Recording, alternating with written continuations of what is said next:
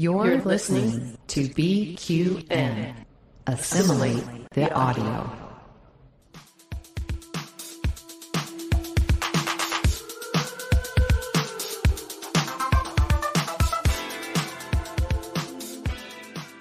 Welcome, loyal subjects of the Terran Empire, to another episode of All Good Things, a Star Trek Universe podcast here on BQN and the Fandom Podcast Network. I'm your host, Regent Kelvin, Manchester's master and lord of the Terran Manor. And with me today, I'm joined with Empress Amy, Queen of the Gays, retirer of education and ruler of Vegas. And finally, Lord Mark White, the overlord of Boston, director supreme of Z-list movies, and master of all things green. Long live the Empire! Long live the Empire! How we doing? Oh my gosh, what a great intro, Kelvin. I am doing great being Queen of the Gays and retirer of education. How's things with you, Mark? Oh, when I'm done with both of you, there'll be so much blood that it will rain from the sky.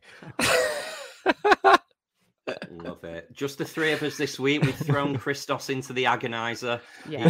He's in the booth. He needed some time to think.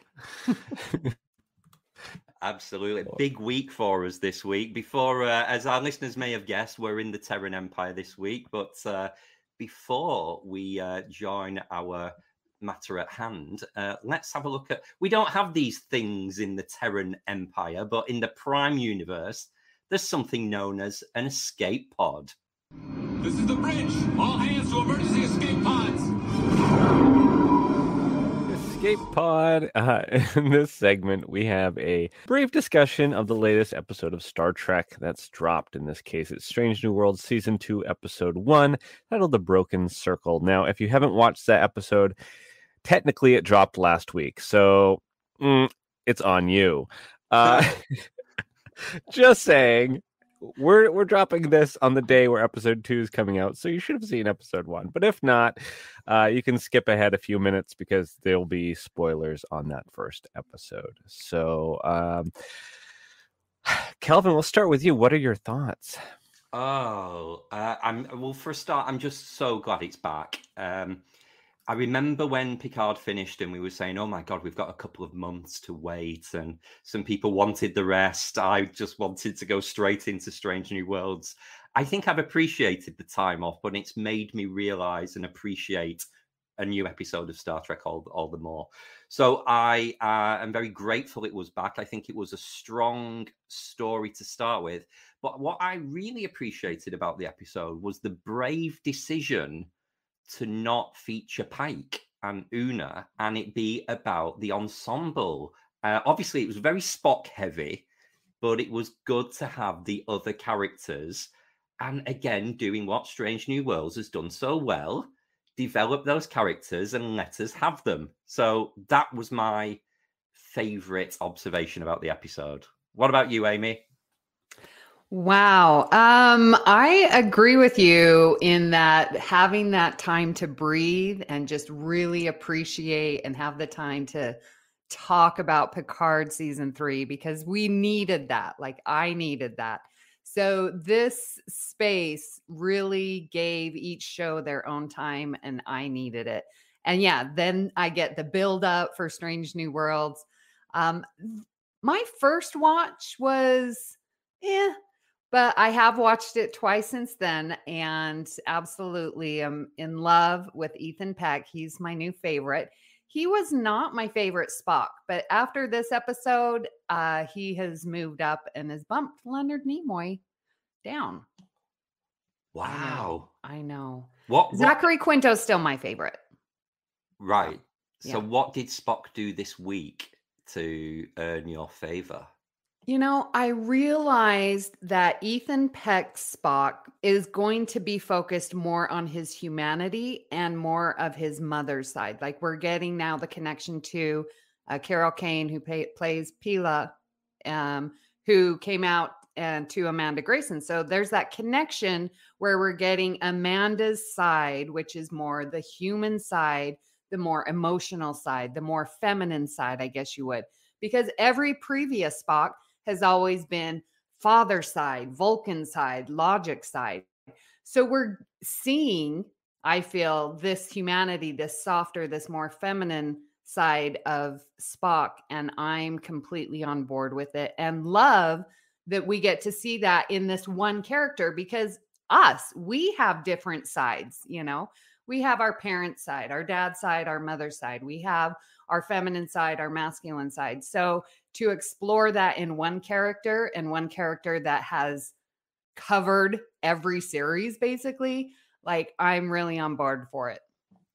Fabulous. How exciting. Mark, we know you love Strange New Worlds. How did it leave you? Left me quivering. No, I was like everybody else. I'm like, why aren't they just doing it right after Picard?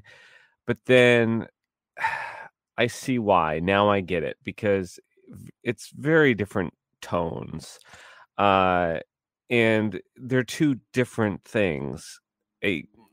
Star Trek Picard, I mean, they were, 110% every single episode, because they were on a mission. They were on a mission that was nearly 40 years old, of completing all of these story arcs in one season of 10 episodes.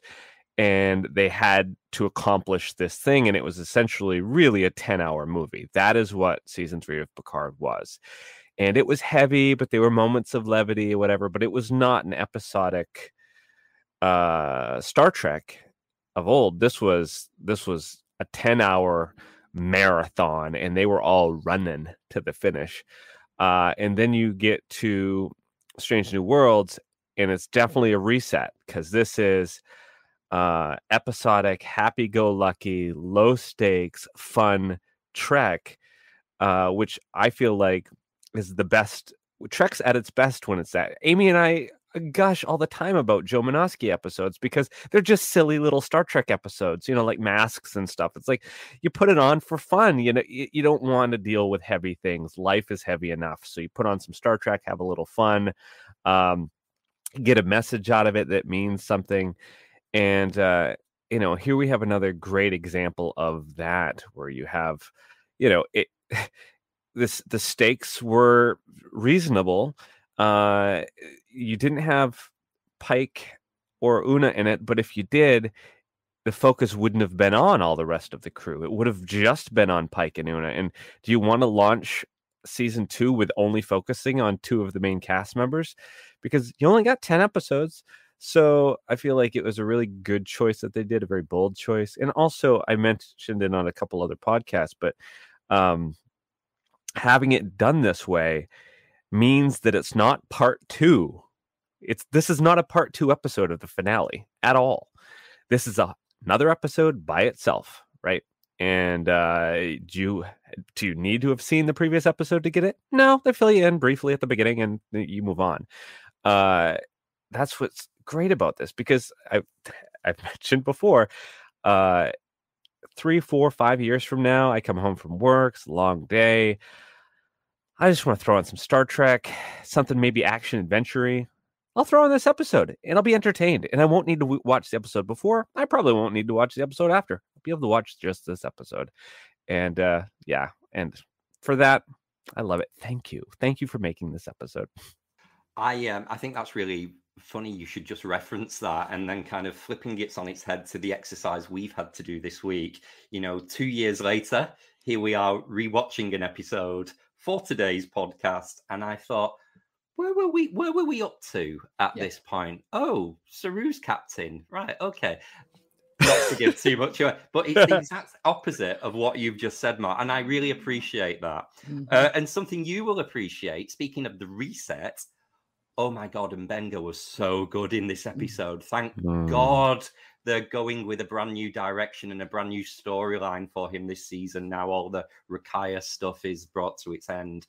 I'm really excited to see what we get with the Doctor this season. His daughter was all that he had left of that family unit. I'm guessing that his wife was killed by Klingons during the Klingon War. And then his daughter got sick, and he's like, this is all I have left of my precious family. And I think that's another reason why she was in the transporter. I've always defended that anyway. You know, it reminded me sort of those scenes where Chapel was like, the war is over. You know, we're at a different place now. It took me back to TNG, like Cardassians with Miles O'Brien, you know, not getting over what the Cardassian had done because he had served in that war. And, you know, it just was very reminiscent. And I'm like, yeah, this is going to be a fun thing to see. Well, not fun, but an interesting and complex issue to develop with M'Benga. Yeah, I think we're going to get a lot of the after effects of the Klingon War this season. Because if you think the Discovery cast that sat out the war on the Enterprise, which is a story told in one of the Discovery novels, they weren't the same cast that we have now. It was Pike, Spock, and Una, but people like Ortega, M'Benga, Chapel, they weren't in that book. They hadn't signed on to the Enterprise yet. So they served in the war. Yeah. And we're going to now hear those stories of PTSD and lots of other stuff. So yeah, what a great setup for the Kelvin, rest of the cast. You just filled something in for me, because I was wondering what happened to, was it Boyce? Yeah. Was the captain during the cage, or the doctor during the cage? Yeah. So he must have sat out the war on Enterprise, and then afterwards left and got replaced by M'Benga. Huh. Correct. Okay. Correct. Okay. Any more? Can we just talk about Jess Bush and her amazing chemistry with every single person that she is with? Like, I'm loving her so much. And like the way that she's interacting with M'Benga and Spock, like, it's real, it's authentic. I'm 100% on board with seeing more of Nurse Chapel. Amen to that. I appreciated so much that Jess Bush nailed her American accent in episode 1 of season 2, because that was a sticking point for me. If you remember, one of the few downs I gave, and I love Jess Bush, and I think she's the perfect Nurse Chapel. I've always thought so, but when her Australian comes out, and it did a few times in season 1, it really took me out of the episode. So I was listening intently to this episode, and she stayed with her American accent, and I was like, okay, good, great, she's got it. I don't think I noticed any of the Aussie coming out of her in season 1. I'm gonna have to do another rewatch now, Mark. That's a deep nitpick, and you know I love a show if that's my nitpick. It's just a fabulous ensemble of amazing actors, and you know, anytime I talk about Strange New Worlds, I talk about all of the actors, how great they are. So I wanted to ask, we got the catchphrase thing now going with this new series, right? So how was it received for you? I just think it's become this bit of a thing that we don't need. I'm perfectly happy with engage. Mm-hmm. You know, I'm not opposed to a hit it. I think Let's Fly is a bit forced. And for them to now say, oh, this is a thing, like they did with Seven, like they've done with Spock, I don't think we need it. Stick with the classic, engage. Because engage means like engage the warp engines. Exactly. And what are we going to do if it leaks into the transporter room? And you know, what are you going to say instead of energize? You know, like, beam me. Yeah, they're going to run out of catchphrases pretty fast. It's just, they just need to drop that, please, for the love of God. I mean, we all know Picard did it best. Engage, make it so. What more do you need? Absolutely. And even Cisco stuck with it. So it must be. Janeway. Yeah. They didn't have a thing. It was just, we don't need a thing. Eye roll. I mean, I felt they did it perfect with Seven. to not say it. And then they should have just dropped it. This one was just one too many. You know? Maybe they were developed in parallel and nobody spoke to each other. So, you know, it was rather than it being a multi-series plot point that crosses over, maybe it was a fluke. Right. Maybe Picard and Strange New Worlds, because this was written and filmed so long ago, season 2, episode 1. Maybe they just didn't chat about it. Right. Well, shall we engage onto back to the Prime universe? Make it to the Terran Empire in the Mirror universe, and talk about our episode this week. We're going into our Mirror Reflections series, and we're on part 4, and we're going to look at the 2-part episode, Discovery, Terra Firma. Now, just realized we haven't done a little synopsis in the overview. Does anyone feel brave and want to do a very quick overview? Go on, Mark. Oh, I got it. So at the start of the episode, you got Saru and Stamets and them. They're all trying to figure out, I guess this is like the cause of the burn thing, and they're working was that ever... Is that the engine room? I don't know if they're in engineering or not. The spore drive. They're always in the spore drive. We've never even seen engineering or discovery. Another point. Anyway, so they're in there doing that, and we find out that our beloved Terran Empress, Philippa Georgiou, she is she's going to be ripped apart by Adam because the Terran Empire and the Prime universe, they've drifted apart for hundreds of years, and so Kovich is there, and he sort of explains why this is happening, and then he says there's nothing we could do, like we should just put her out of her misery, and then who was it? Zora. But was it Dr. Culber? Yeah, Dr. Culber asked the computer to use the information pre-burn that they had with the new information, and have the computer sort of add the two and figure out if there was a solution. And they figured out that there was a solution, and it was on this planet. And so we have Emperor Georgiou. She goes with Michael Burnham, and they go onto this planet, and well, there is Carl there, who, spoiler alert, ends up being the Guardian of Forever.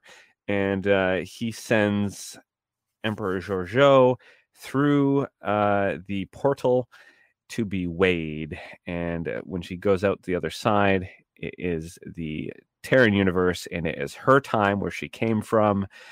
And and so she spends the episode there sort of trying to right wrongs and do things differently, because she has grown a lot and learned a lot in the Prime universe. And in the end, she ends up dying, Michael ends up dying, and she's like, well, I tried my best, but I still wasn't able to change anything. And Carl lets her know that the point was that she had tried, and she had proven that she had learned and proven that she had grown, and was given this second chance to be able to redeem herself. And she says bye to Michael and goes through the portal to who knows where. We'll talk about that later. And then she goes back to the ship and lets everybody know that she's gone. And they do have a nice little remembrance ceremony for her. And the whole crew's there, and they're all telling memories and whatnot. And I thought that was a really cool, sort of touching way to say goodbye to the character who's been there since the first, shot of the first episode. So, yeah, it was great that they did that. That was very thorough, Mark. I'm impressed. That was a scene-by-scene breakdown. I hadn't had any of Raffi's, what is it, the snakeweed or whatever. Yeah. Amazing. Thank you so much. So let's explore some of those aspects, particularly of Georgiou, that we see in this episode. So we've seen a lot from Georgiou doing this throughout, but certainly it comes to a head in this episode, this lashing out when scared. A classic defense mechanism.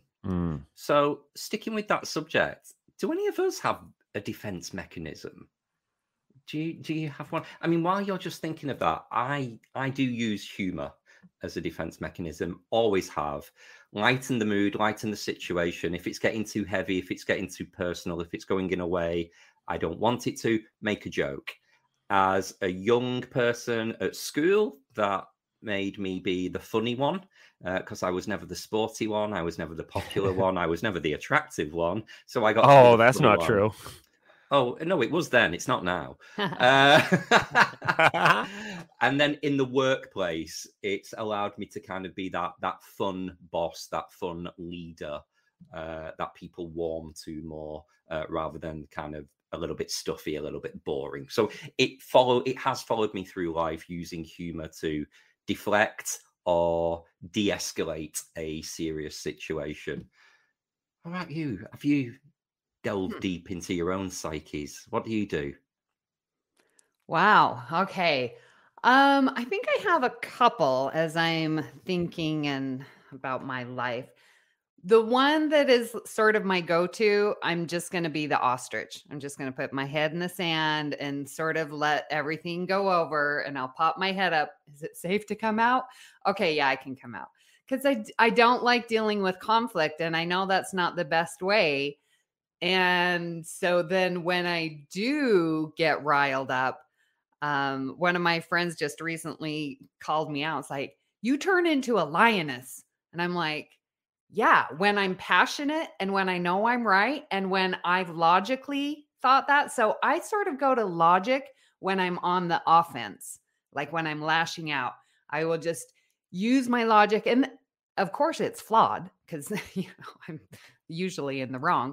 And so it takes someone pointing out my illogical assumptions for me to change and to calm down and to stop being on the offense. So I think I employ those two defense mechanisms. Fascinating. Mark, what do you got? Oh, I can relate to you so much, Kelvin. And I think that's, I think a lot of the gay experience, I think that's one thing that can connect a lot of the community, is that we have a tendency to, go and be the comedians of the group in those circumstances, to sort of deflect when things are a little bit heavy or a little bit serious. And so I could see myself relating in that regard to maybe scary situations. Now, as far as heavy situations, that's a different sort of deflection.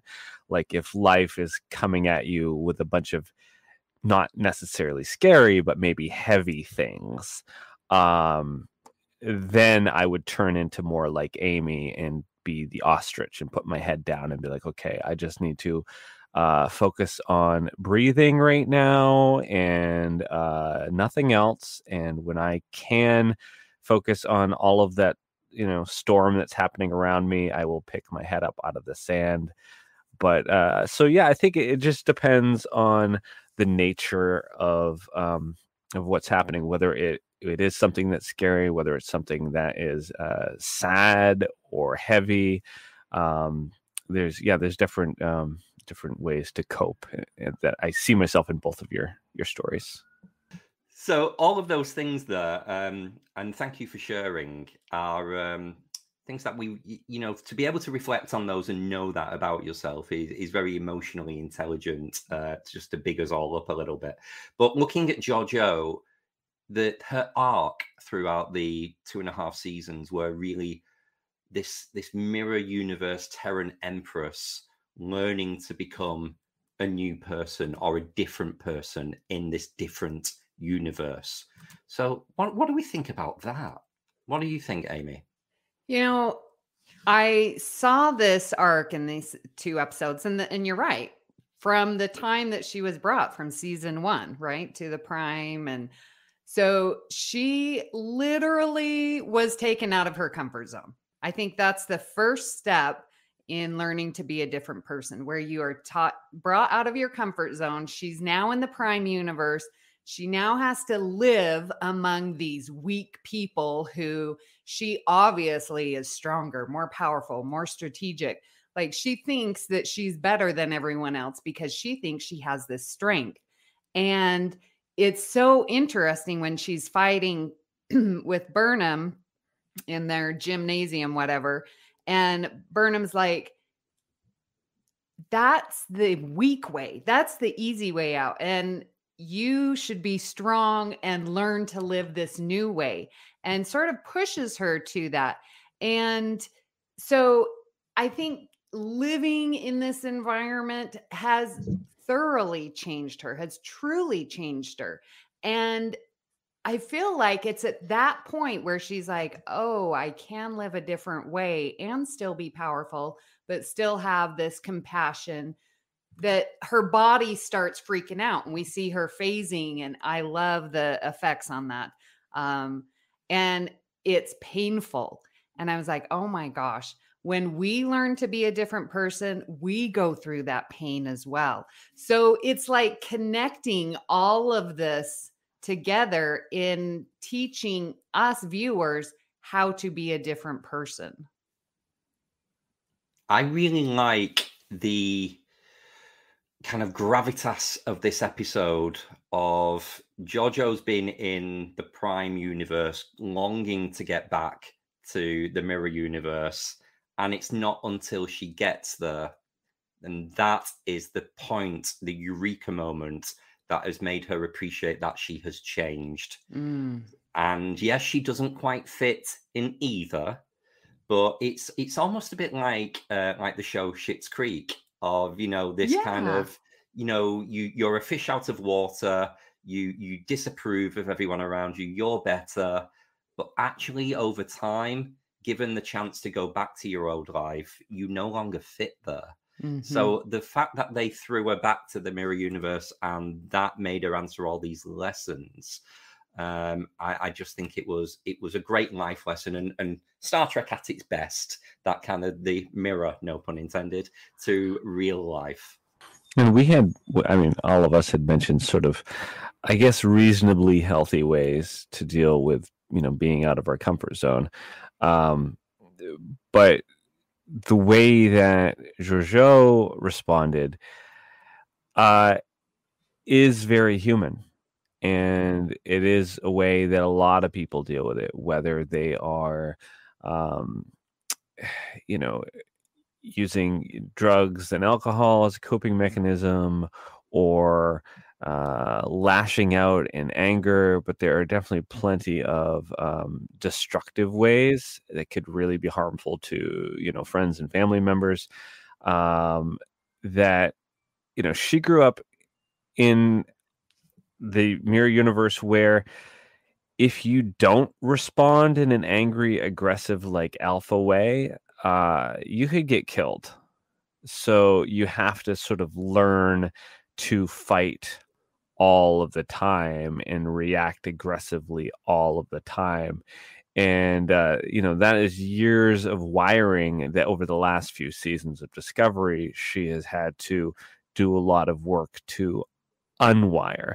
But it does go to show a lot of the strength of character of her, that she was able to do that. And I think it's true for most humans as well. And it is a choice. And I think they said it in a Discovery episode, that, you know, in order to, you know, go a different direction, you just have to, you know, start walking that road. And she has chosen to do that. And, you know, I've known people in my life too that have decided, hey, the direction I was going in was not healthy for anybody, and I'm going to go this other road. And it's very hard to do. And I think we have to celebrate the people that put in the work, and maybe they stumble along the way, but don't give up on them if you see that they are trying. Right. Yeah. Yes. Okay. That totally leads me to my next point of like, when have we had to learn about humanity? And it was so interesting as I was seeing Georgiou in this, she's phasing. And again, love the special effects. It's like a plane that's removing her molecules. It's pretty cool. It's mathematically interesting. That's another subject. But what I see, like, okay, we all know these older white men who are misogynistic, homophobic, and now they're living in 2023, and that's just not acceptable anymore. But they're stuck in the past. This is how they grew up. This is their world. And so when I see these older white men to try and accept that women are in power, like, I see them phasing in and out, and I do recognize their progress. And there are some who just, nope, I'm not going to change. You're wrong. I'm right, because this is how it's all been. But those who are changing, I see the struggle where they'll say something, i.e. my father, and I will correct him, say, no, Dad, this really is how it is. And he listens. And when he's processing, I see him like phasing like Georgiou, because he's trying to change and better himself. And so, yes, I do applaud those who are going through the struggle and trying to learn to live in this new progressive world. What a lovely little thing to say on Father's Day as well, Amy. That's really sweet. Oh my gosh, yes. Happy Father's Day, Dad. I appreciate your struggle. Can I tell you a very, very quick story of something that happened to me at work this week? Speaking of kind of men phasing. So I was doing a safety audit for a hotel. I was in the kitchen with the head chef. He was a really nice guy. We finished the audit of the department. I was just wrapping up, ready to move on to the next. And he turned around just very candidly and said, oh, well, that was really painless. I guess I can put the lube away. And I just laughed and kind of walked away and thought, and it was like the cogs were going round in my mind, connecting the dots to what he meant by that. Basically, he just said, oh, like was expecting to be shafted, for want of a better term, and this be a painful process, and it wasn't. So clearly a homophobic slur. Mm-hmm. To me, whether he knew I was gay or not, I obviously don't wear a badge, but he's not blind and deaf. I just couldn't believe it. But I was more disappointed that it put me in a position where normally outside of work, I would have done what you've just done, Amy, and said, no, that's actually really offensive. Do you know what that means, what you've just said, and how that makes me feel as a gay man? But because I was in customer service mode, and this particular hotel failed their audit, I didn't want any allegations to be made about my integrity, saying, oh, they've pissed you off, so you failed their audit. So I kept quiet, and it bothered me all day that I didn't call this guy out on it, who, as I've said, was a nice guy. I don't believe he was being particularly malicious. He's just a bit of a dinosaur. Yeah, just repeating a phrase that meant something, but didn't. Yeah.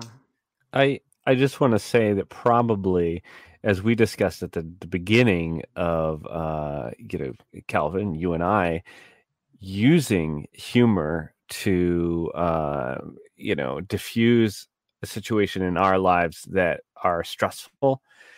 I'm guessing that's what the attempt was being made by that chef to do, and thought you would be receptive to it because he was picking up on maybe a vibe, and thought that it would be appropriate. Not to say that it was, which it obviously was not in the work environment, but I'm guessing that's where he was at. He was really nervous and scared about the audit, and sort of in that situation let out in his mind a joke that he thought might have get well received because of the audience he's saying it to, but just knowing, I guess, the time and the place, and also he doesn't know you, so it was also odd.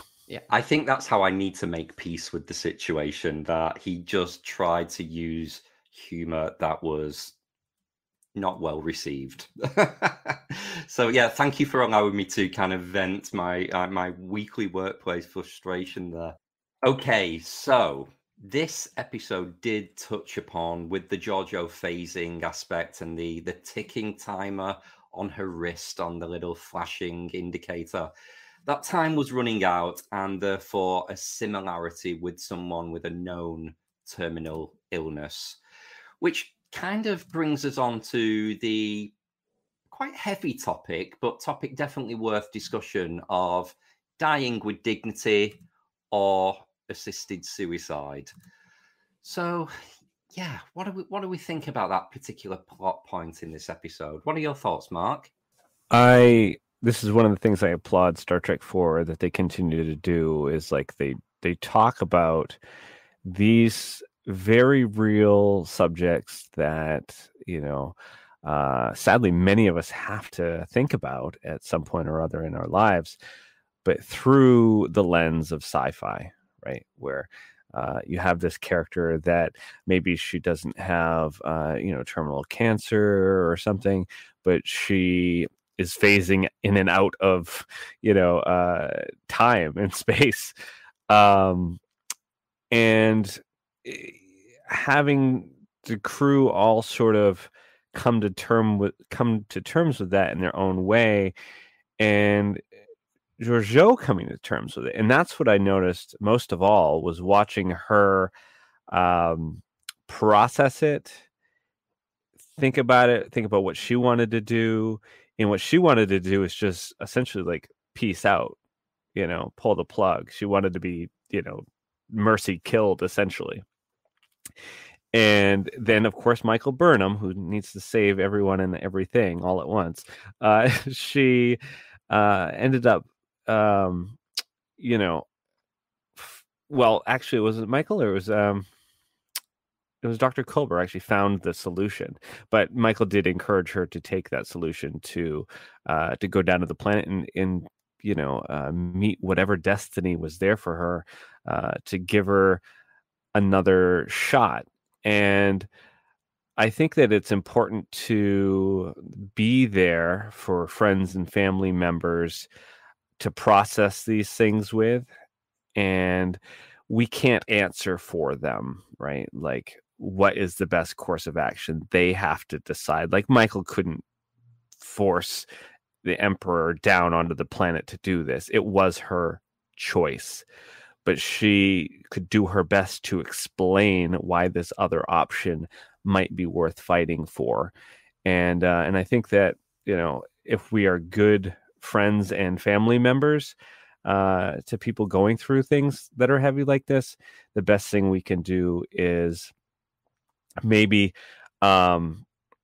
share what we think should happen, but also be open to understanding where somebody else is coming from, because that is the key, because we can't preach at people. We're not in their shoes. We're not going through what they're going through. We have to be open enough to sort of put ourselves in their shoes, understanding what they're going through, and be a sounding board and listen. I think it's really important for all of us to listen to people that are going through those heavy situations, and be there and sit with them, because so many other people are going to be like giving them anecdotes. Well, tomorrow's going to be a brighter day and you never know, and blah, blah, blah. But no. To sit and actually listen and process, because if you show willingness to do that, then maybe that person will be open enough to go along with your suggestion, because you haven't just given them a sort of cookie cutter answer. You've processed and listened to what they had to say as well. Well, and I think that's a really good point that Georgiou actually sees, like the easy way out, or is it harder to deal with your consequences and to live your life? Like, that's, because she kept saying, oh, I need to be honorable and I need to have a warrior's death. Well, being dead doesn't get you what you say that you want. And here, Philippa wanted to be emperor, right? And she experiences kindness and compassion through Michael and through Tilly when Tilly goes to sit down, share a meal with her and gets her meal thrown at her. But I think that's a turning point, also with Georgiou. And when Burnham's like, it's more difficult to live this life. And then when Georgiou goes back to the mirror universe, that's like you said, Kelvin, she sees it, she recognizes it. And I think she learns the long game. If I want to be emperor, I should have subjects. I should have people that I am ruling over. And if I go and kill everyone, and she's telling this to Mirror Michael, then I'm not really a ruler. I've just gone and killed everyone. So who am I ruling? We need to gather subjects. We need to build an empire. And I think it's that short-sightedness versus the long game that Georgiou realizes, oh, I don't want to have this honorable death. I do want to have this empire. Yeah, the way I looked at this kind of subject was the kind of the in-your-face Georgiou's phasing, and she's dying, you know. And when you talk about assisted suicide and dying with dignity, you know, there's almost a kind of a quantification of what is suffering. Now, in this episode, we were very lucky that we knew there was a solution. It's down on the planet. That's the right and the moral and the Starfleet thing to do. But it just got me thinking about the kind of that subject of, you know, Burnham is, for want of a better thing, the family member for Georgiou here. And in a normal situation in real life, the family member who doesn't want the suffering person to die, wants to extend their life, wants to tell them tomorrow is a new day, as you said, Mark. A lot of that comes through fear and selfishness, that they're not ready to cope with the loss, as opposed to the end of suffering. So I don't actually think that this episode did a fabulous job of exploring Georgiou's right to end the suffering and die with dignity. It just did a better job of the persuasion of try another way, because the solution could be around the corner. So it was more the reflection on life and what life is, in terms of what it can be, when the Guardian of Forever actually cured her of this phasing by giving her another chance. I don't think it really explored traditional dying with dignity. You know, you bring up a good point, and it reminds me of my mother's choice, who recently passed. And what was it? 2 years ago, she had leukemia. 4 years ago was diagnosed. 2 years of chemo, and she was doing good. And then the leukemia came back, and she tried to do blood infusions, and she's like, I am not going to do chemo again. The quality of life is not good. And I, as her daughter, wanted, no, you can't do this. And you're right. I was being selfish. I didn't want to lose my mom, but it was her choice, and how she ended her life by not agreeing to chemo basically was her, not, I guess not assisted suicide, but her dying with dignity. And I'm actually grateful I had that time to say my goodbyes. But I couldn't find another way out. There was no other solution. Like, our medical technology has not cured leukemia. So I think in this episode with Georgiou, had there not been a solution, then she probably would have died in battle. Yeah. You know, because that's the only way, and it is her choice. But if there is a solution, then yeah, let's try everything there is. So maybe that's how Discovery is coming at this assisted suicide, dying with dignity. Discovery has gone to this topic a couple of times, because they also talked about it with Saru, and Saru is going through his change, and they thought that he was going to die, and Michael got the knife, and she was there to cut off his ganglia, which essentially would have supposedly killed him, and she was willing at that point to step up and help him die. In that occasion, because there didn't seem to be any other options. But in this scenario with Georgiou, there's another option. Yeah.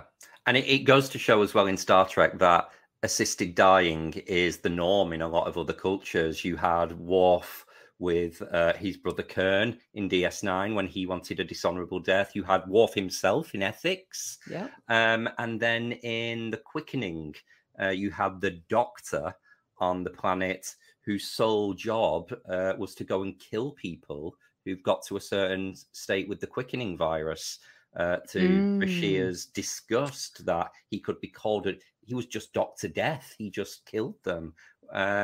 So Star Trek does do this subject a lot, and it kind of just, it's very topical in the news here in the UK, because in Switzerland, in Europe, it is legal for assisted suicide, and they have a clinic called Dignitas. And there's about 350 people in the UK who've gone to Switzerland to Dignitas to end their life. And, you know, the legal side of things are, can charges be brought against the family member who have facilitated this journey? If you drove them there, if you bought the plane tickets, what part did you play? And imagine the agony of the family member going through that in general, but then having the legal side thrown on too, making you an accessory to murder. So it is such a hot topic. It really is. But I mean, just to put my personal view out there, I do believe it's the individual's choice of, do you want quality of life or do you want quantity of life? And for a lot of people, quality is more important to go out on a high. Right. Agreed. I know. I think that's pretty heavy, isn't it? It's a hard subject because we've all got family. We all think of these things. You think about yourself, what you do in that situation. Mm-hmm. So let's kind of return to Georgiou as a person, as a trajectory of her own life, and that kind of being on Discovery changed her fundamentally. She no longer works in the mirror universe when she went back. So I think, as it says here in our notes, we called it kind of like a timeline shift, or a point, you know, a fork in the road. Do you turn left? Do you turn right? Where your timeline changes. It's almost like a parallels moment in DS9, in TNG, isn't it? Yes. You know, all of those different quantum realities that life could take us. So again, reflecting on our own lives, if it's not too self-indulgent, when's a time that you hit a fork in the road in your timeline split? Amy, is there anything you want to bring up? You know, as I've lived my 50 years this year, I really thought that I had a time splitting decision. But now that I've come around, it's now so inconsequential.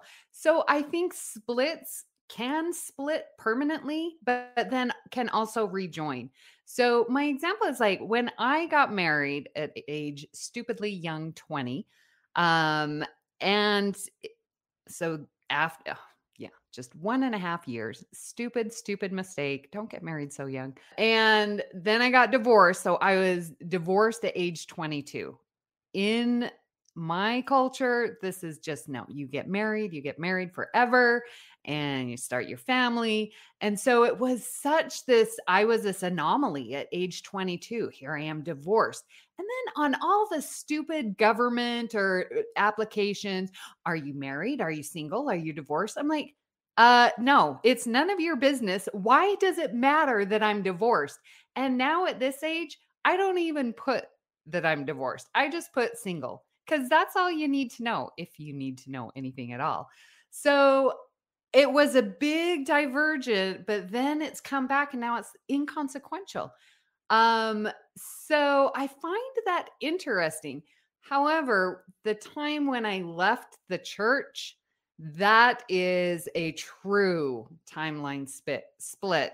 And if I were to go back, I would not be fitting into that universe. This is my new path that is irreparable and continues to diverge and get further and further away from if at that point I stayed in the church. Yeah, those timelines are separating, getting further distance, exactly as was told in this episode. Yeah, and you're walking your path, not somebody else's, or Yes. somebody else's expected path of you. Yes. Yeah. Mark? Well, what came to mind when I saw this question, so I had been sort of, when I was in high school, struggling with my sexuality and with, religion, obviously, and I was raised very strict Catholic. And I had because of that, a lot of mental health issues that hadn't been unpacked or dealt with through my, teens and early 20s.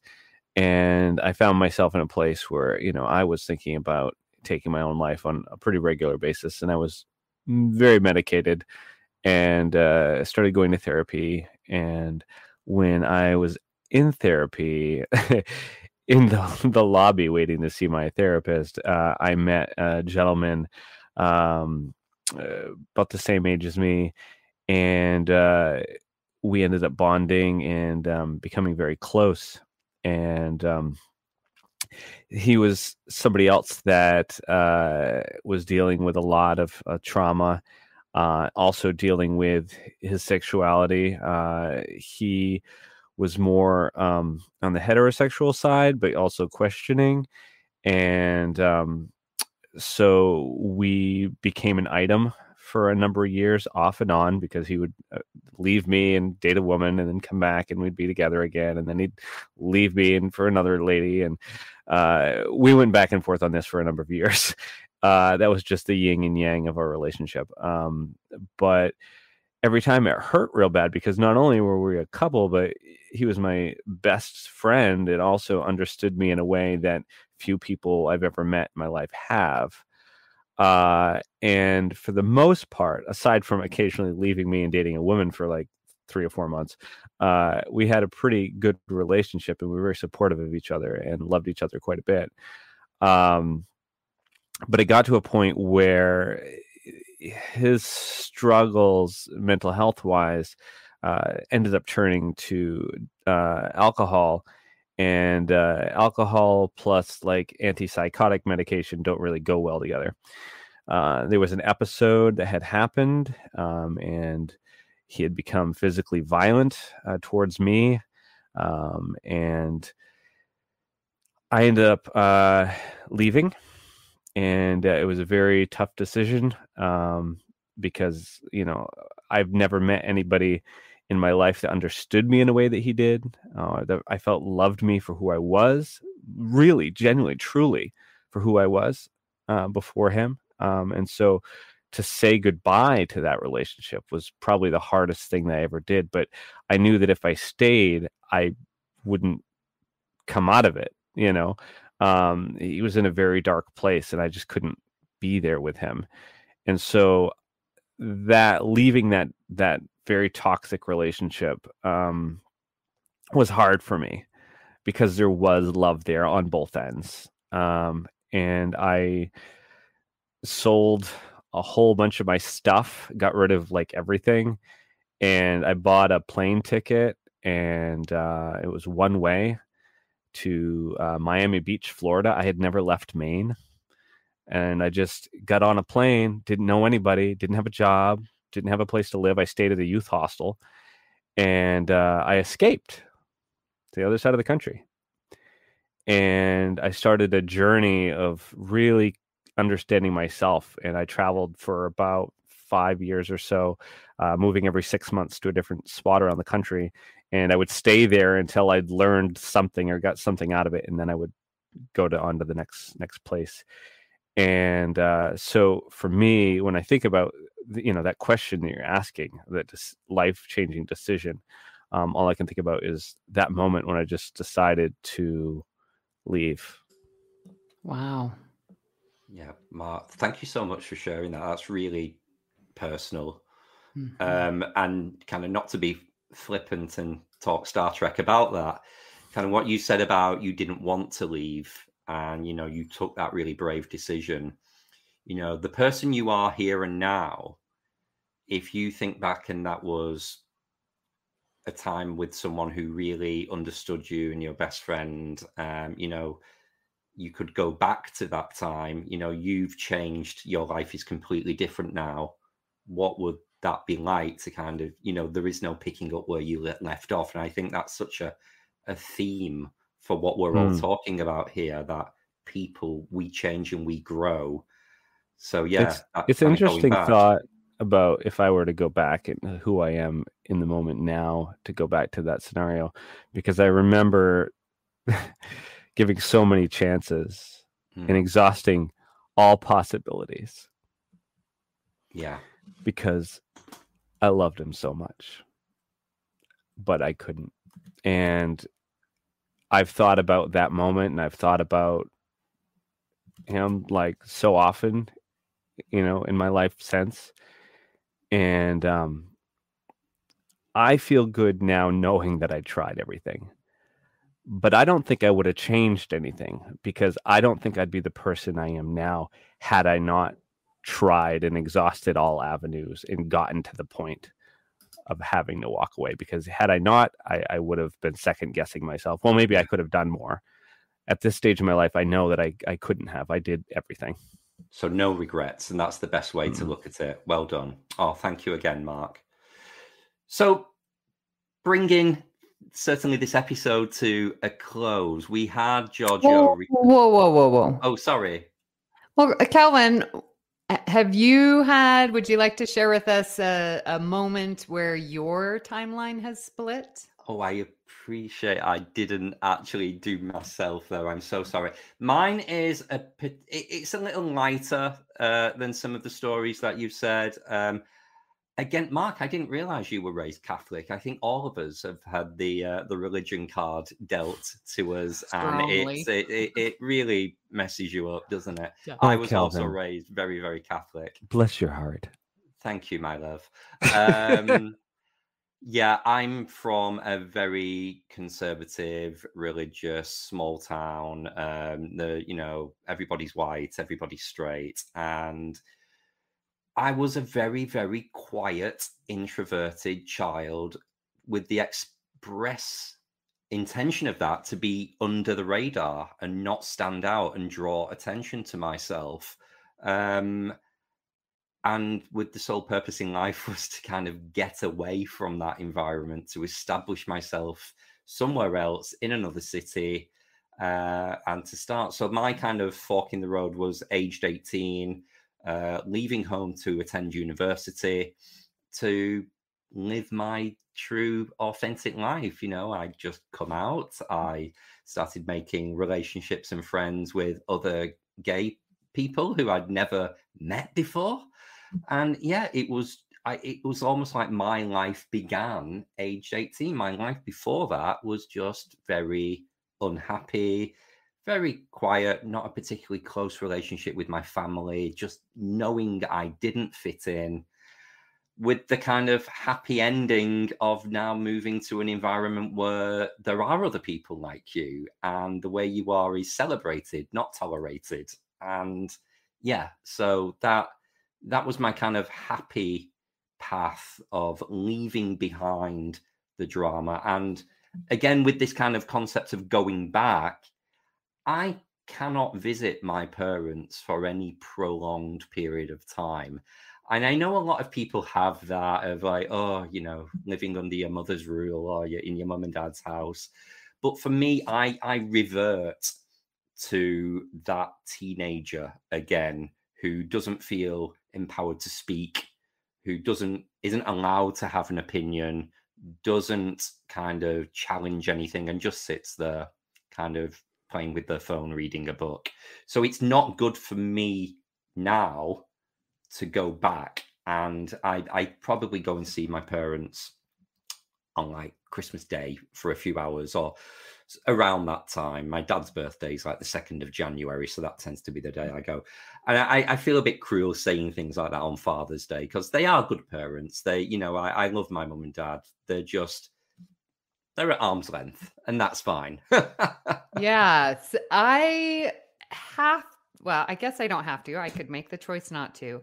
But yeah, when I go back to family engagements, it's like Philippa going back to the mirror universe and saying, what in the heck is going on?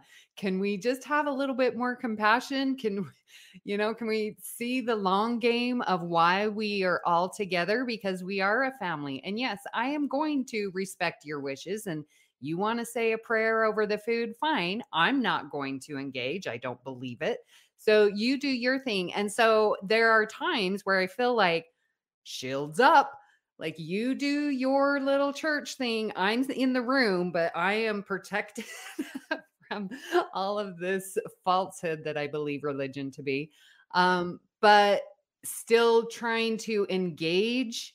And when those timelines come back together where I have to be with my family, then what are those defenses I have to deal with? And I am choosing to continue to have these relationships, but it has been difficult to learn how to act and still be my authentic self, but yet still respect the years and knowledge and love that they gave me growing up. Yeah. Yeah. It's hard. It is. Hard. Yeah. Yeah. So a brighter, more positive future, maybe. We saw Georgiou go through the Guardian of Forever. We didn't really hear much indications of where that might be, other than a time when both universes weren't as separate, so she would be safe. That's in effect what saves her. But now we know this is Georgiou being deposited somewhere so we can get the Section 31 movie that she is part of. So it just got me thinking very quickly, if we want to share our thoughts of where do we want her to emerge from the Guardian of Forever? What would be a good premise for Section 31 for you? What do you want, Mark? I thought it would be kind of cool. I've had this sort of thought in the back of my head for a while that she would end up in a lesser shown time for Star Trek. So maybe around the Enterprise C, and her coming back maybe in the middle of that battle. Was it with the Romulans? Yeah. Around that time, being deposited maybe on the Enterprise C during that battle, maybe, whatever. I don't know. But around that time, I think it would be juicy because it hasn't really been explored too much. So that would be cool to see. That would. That's a good time because we already know, like, we've seen the sea-ish, like, in a different universe. So that would totally make sense. And I love that. Well, I was thinking, because it's before the Mirror and Prime split, that it would have to be pre-TOS. And we're talking Strange New Worlds. So let's get her there so that there's some kind of tie-in with Strange New Worlds. Just sort of that timeline. And because we know in TOS, the mirror universe, like, the split is a shorter distance away. So I'd like a tie-in to Strange New World, and then that would be a really good bouncing off point to have this alternate timeline. What about you, Kelvin? Yeah, I love what you've just done there, Amy, because that would bring Ash Tyler back in as well, because he was the director of Section 31 where at the point where Discovery Season 2 finishes, so a couple of years, so it fits nicely. And it's a bit of a reset as well about Georgiou going with Discovery in the future. It would almost be like, well, what if she just stayed behind? And we could get who's my favorite Klingon? I've got a picture with her in makeup. Oh, L'Rell? Yes, we get L'Rell too. Yeah, I want L'Rell anyway. If we've got Klingons in Discovery this season, we want Chancellor L'Rell. Do you think they would alter her makeup anymore to make her look even more like the current Strange New Worlds Klingons? I think so, because she's, L'Rell as we see her as, warrior L'Rell. So. Mm-hmm. But in Season 2, they did soften it by putting the hair on. Yeah. And so I don't think they'd need to do much to her. Right. Maybe a bit of pigmentation on the skin, because she was very grey. Yeah. She looked a bit Borg-like. My desire for Section 31 is to include Bashir in some way. So I like what could have been next after DS9 Section 31. So the kind of Picard Season 3, maybe area. We had a bit of Section 31 potential with this whole changelings infiltration, Rolaran, the underground. And we were all wanting Bashir to turn up. And I think having Siddig and Georgiou, Michelle Yeoh together would be, I'd just be a big fanboy for that. So that's where I wanted to appear, kind of the 25th century. Yeah. Wonderful. Right, shall we look at some trivia for the episode today? What have we got? Mark, why don't you start us off with this one, because it ties back to our episode the other week when we were talking about non-English episodes for Georgiou. Oh, well, evidently this is one of 17 Star Trek episodes with titles derived from Latin. Fabulous. And I'm hating on myself now because you've just said there are 17 of them. And at the time of recording the Georgiou episode, I was like, I can't think of any more. Fail. What else have we got? Amy? Well, according to what's past as prologue, Mir, Paul Stamets, was initially a member of Lorca's coup, but ultimately betrayed him to Georgiou and was still alive and active aboard the ISS Charon 2 years later. This episode, however, depicts him as remaining loyal to Lorca and even making an attempt on Georgiou's life before being killed on the spot. Given Georgiou's apparent foreknowledge of the attempt, things may have played out similarly, albeit non-fatally for Stamets in the original timeline. Interesting to catch that flip. Yeah, very. Kovic reveals that the Federation in the 32nd century is aware of the existence of an alternate reality, having at some point encountered a time soldier from that universe in 2379. This is also the first Star Trek production set in the Prime timeline to make a direct reference to the Kelvin timeline, and to first depict the elements from that timeline's 24th century, which was Starfleet officer Lieutenant Commander Yorn. He's shown wearing a 2350s, early 2360s Starfleet uniform, even though he's said to be stated from 2379, which, as we know, we probably had about 2 or 3 variants by then. So, yeah, my ears were burning when I first watched this episode, saying that is not a 2379 uniform nor comm badge. My headcanon is that thousands of years later, maybe the records were off a little bit.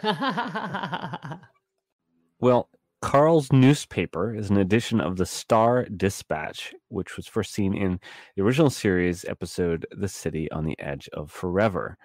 It contains references to the Takan supernova from The Next Generation's The Last Outpost, the disappearance of the USS Jenolan from my fave, The Next Generation's Relics, the 21st Street Mission, again from the original series City on the Edge of Forever, Worf winning a Batleth competition in TNG's Parallels, love that, and the quotes, "Let me help," from TOS, the City on the Edge of Forever, and Good Soup, and Enterprise episode Strange New World, as well as scripts in Vulcan and Bajoran. The newspaper is also dated 3188, which happens to be the year that Burnham arrived in the 32nd century in the episode The Hope That Is You, Part 1.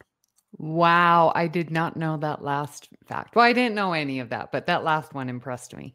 There is a lot in there. There's so many Easter eggs. Much. Yeah. Special shout out to the Takan Empire from The Last Outpost, to anybody who's playing Star Trek Resurgence. I realize as I've said that, I may have landed a spoiler for anyone playing, but it's really early on in the game. Christos has probably already said it on his show, so it's fine. It's fine. But yeah, very random callback to an early TNG episode. Great. Carl reveals himself to be the Guardian of Forever, first seen in the original series City on the Edge of Forever. And this is the only other episode in which his newspaper, the Star Dispatch, appears. Did anybody get that kind of, the theorizing you do between episodes week on week? Did anybody hear that he could be the Guardian of Forever because of the Star Dispatch as a clue? Oh, yeah. That was well known back then. It was a giveaway, wasn't it? Yeah. So Risa is depicted as having a ring system in this episode, unlike in prior depictions. This may be a feature unique to the Mirror universe. Maybe some different astrological features. Emperor Philippa Georgiou quotes Victor Hugo in her monologue, "Even the darkest night will end and the sun will rise." This quote is from the novel Les Miserables. Oh, and what a fabulous French accent, Mark. Oui. I've thrown another little bit of trivia on the end there. I obsess over the length of a cold open. Call me a size queen, whatever. This part one of this episode had a really long cold open, and I timed it. It was 11 minutes before we got to the Discovery theme tune. Wow. Which is long. Mm-hmm. So I did some research and found that the longest cold open in Star Trek was 14 minutes. Mm-hmm. But I've not written down here the episode title. Does anybody want to guess? Think of an episode that has a long... Can we play yes or no for a little bit? Yeah. Okay. Yes. Is it a Discovery episode? No. Oh, well, then I'm out. Is it a Picard episode? No. Is it a Star Trek episode? Okay. Yes. Interesting. Discovery did have most of the longer ones. Right. They're famous for it. It is a surprise. I will say that. You might not realize it. Now give us the series and we'll go from there. Okay. This will limit the number of episodes so you get it quicker.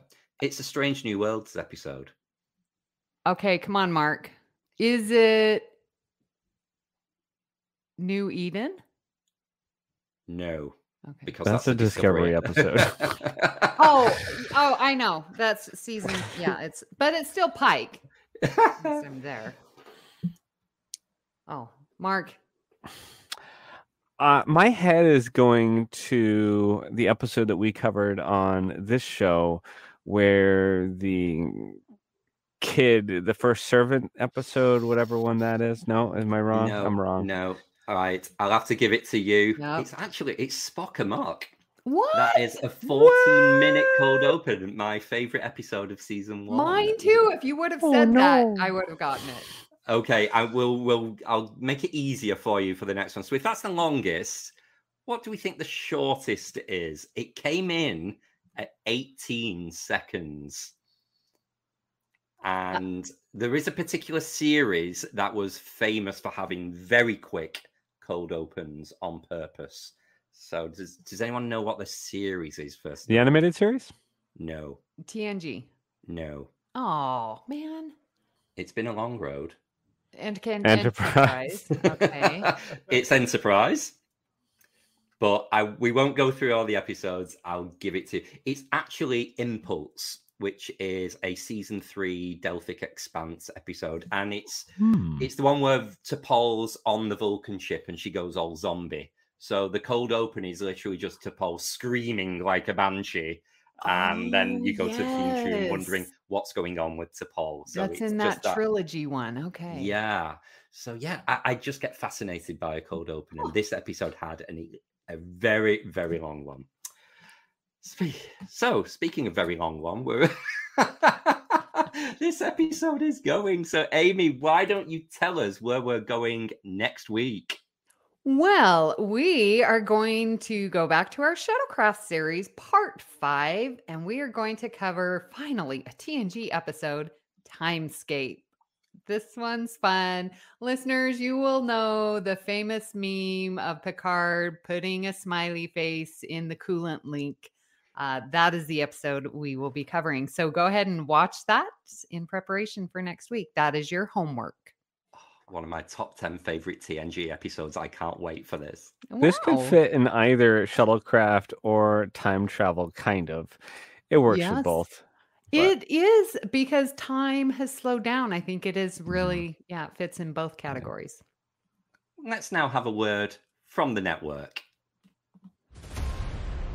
What shows are on BQN, you ask? Well, here's a rundown of some podcasts you might be interested in. All Good Things, a Star Trek Universe podcast covering all of Trek, hosted by Amy, Mark, Christos, and Kelvin. Bargain Bin Gamer, a YouTube show hosted by Davey, a self-proclaimed gamer who specializes in reviewing and showcasing affordable video games. If you're lost in the Delta Quadrant, check out The Captain's Couch, a Star Trek Voyager podcast hosted by Jeremiah sitting on Janeway's Ready Room couch. Cinema Z, a film discussion and review podcast showcasing films you probably missed but should definitely check out, hosted by Mark, Matt, and Laz. Beam Aboard the Galaxy Class, a Star Trek Next Generation podcast covering all of TNG, hosted by Amy, Joe, Rhea, and Kevin. History with the Szilagys, a snippet of historical events from around the world, hosted by Chrissie and Jason. For the newest Trek coverage, check out Infinite Diversity, hosted by Chrissie and Thad. Test your Trek knowledge with Treksperts Quiz, a Star Trek quiz show hosted and written by Davey. Union Federation, covering all things Star Trek and the Orville, which we all know is really a Star Trek show, hosted by Kyle, Kevin, Amy, and Haley. Spill the Tea with What's the Tea, Bev, a Trek current events and fan interview show hosted by Christos. And for our Patreon members, we have The Hive Mind, BQN's monthly roundtable discussion with hosts and listeners. It's Green, a cornucopia of topics hosted by Mark, and Amy's Math Moments, a quick look at math moments in Star Trek, hosted by Amy. We know you have a choice of podcasts to choose from, and we thank you for listening to BQN. Assimilate the audio. We would love to hear what you thought of today's episode and hope you'll join our Facebook group, the BQN Collective, to continue our discussion there. You can also tweet your thoughts to @AllGoodPod. Please follow the network on Twitter and Instagram at BQN Podcasts. We've also partnered with our friends at the Fandom Podcast Network, where you can find us by searching the master feed. So, Amy, where can people find you when your hand is not phasing and you're getting frustrated because you can't pick up your red wine? Oh man, I felt for Georgiou as she was reaching for it. I was like, oh my gosh, what would that be like to not grab your wine? Oh, okay, glad I am not doing that. So you can find me gladly picking up my glass of wine here on the network, where I'm co-hosting Galaxy Class and Union Federation. I am on Twitter at Miss Amy Nelson, but my favorite place in the BQN Collective, our listeners' Facebook group. And Mark, where can people find you when you're not making timeline changing decisions? Well, when I'm not doing that, you can find me in the BQN Collective Facebook group. You can find me on Twitter at MarkWhite207. You can find me on my other podcasts, Cinema Z. And also, if you become a patron of the network on Patreon, I host a show. It's Green. So, Kelvin, where can people find you when you are not in the mirror universe stabbing your fellow bridge officers to ascend to a promotion? When I'm not doing that, which I would never do, hate violence, you can find me in the BQN Facebook group, the BQN Collective, can't speak, or you can head over to Instagram and or Twitter and search for me at Kelvin's Timeline, where I would love to have a chat with you. At this time, we would like to thank our associate producers, Mahendran Radhakrishnan and Tim Cooper. A special thanks to Graham Kelly for our opening and closing music, and to moi, thank you, me, for our artwork each and every week. If you'd like to help us keep all of our shows coming to you each week, you can become a patron on the network on Patreon. We will add you to the Hive Mind Facebook group so you can enjoy It's Green, Amy's Math Moments, and other network perks. With a monthly subscription of $5 or more, you can join our meetings on the Hive Mind Roundtable discussions on the second Saturday of each month. Visit patreon.com/BQN to get all the details and watch your messages. Thank you for listening. We hope you'll join us as we search out all good things. Did you have something you wanted to say then, Mark? Well, all of a sudden, like it's like the I don't know, the AC or the heating unit in my building turned on, and it's right above my recording booth, and my walls started shaking, and it was really loud, and I was like, what? No, this better turn off quickly because I'm about to start recording again. Maybe it was the dramatic music that literally the walls were shaking. I was like, wow. Well, I it think surprised me. It covered it perfectly, so you could have got away with that. Let's see Yeah. if Amy keeps that in or edits it out.